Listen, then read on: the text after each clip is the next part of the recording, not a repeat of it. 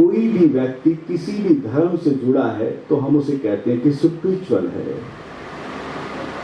बाह्य परिधि पर कोई भी धर्म से जुड़ा है तो उसे हम क्या कहते हैं? आध्यात्मिक है। इसलिए ज्यादातर विशेषकर अध्यात्म का जो शब्द किससे जुड़ गया?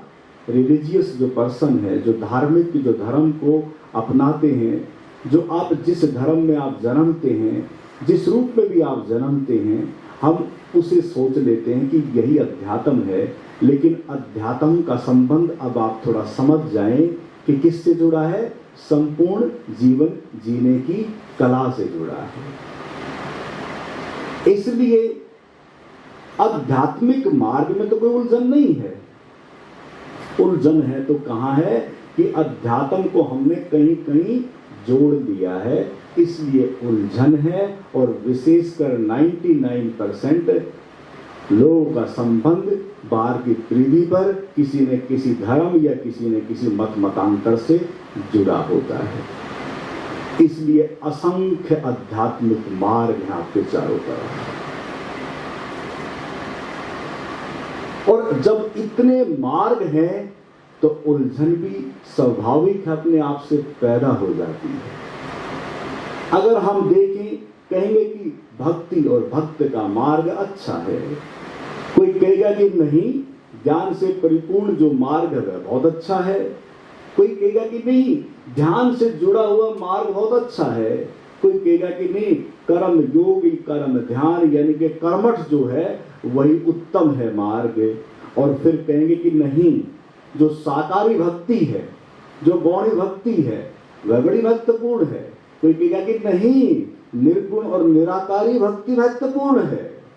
कोई कहेगा कि नहीं, पूजा और पद्धतियों की अन्य अन्य इतनी असंख्य प्रणालियां हैं कि कोई यज्ञ के माध्यम से पूजा करता है, कोई साकारी देव की पूजा करता है, और अन्य अन्य इतने पथ और मार्ग हैं। और फिर कोई कहेगा कि नहीं, ब्रह्मचर्य का एक बड़ा उत्तम मार्ग है।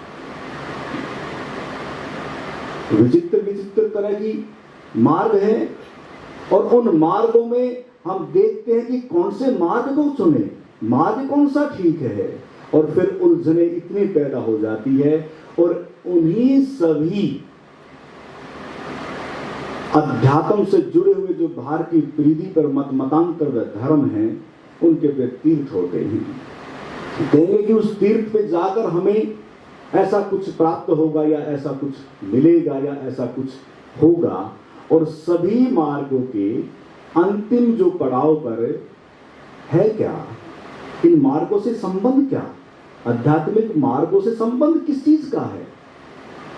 आप देखेंगे कि सभी रिलीजियस, सभी धर्मों में एक चीज जरूर है। उन ग्रंथों को पढ़ोगे तो उनमें एक चीज जरूर मिलेगी। सभी के लास्ट में, अंतिम में एक बात मिलेगी कि मुक्ति और मोक्ष चाहिए। ऐसा ही कुछ है, ऐसा ही है। यानी कि सभी मार्गों का जो अंतिम जो पड़ाव है कि इस मार्ग पर चलेंगे तो मुक्ति और मोक्ष मिलेगा,